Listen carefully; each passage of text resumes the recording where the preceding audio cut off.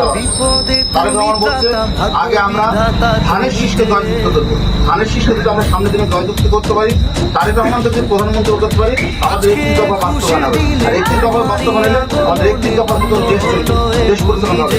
সবাই আমরা ভালো থাকবো, সবাই আমরা সুখে থাকবো। ধানের শীষে আজকে মিটন ভাই যদি ধানের শীষ আছে, মিটন ভাইয়ের পক্ষে আমরা ধানের শীষ পাবো।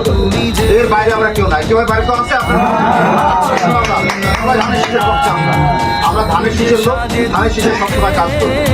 ঠিক আছে, আমাদের নেতা জনাব তারেক রহমান হাজার হাজার কিলোমিটার, আপনি দেখেন একটা মিটার কত বড় কাঠের সীমা থাকলে এরকম হয়, হাজার হাজার মাইল দূরের থেকে সে দেশটাকে সুন্দরভাবে পরিচালনা করতে পারে এবং সামনের দিনে কি করবে, সামনের দিনে দেশটাকে কোথায় নিয়ে যাবে সেই রূপে কাজ দিচ্ছে আমাদের নেতা জনাব তারেক রহমান।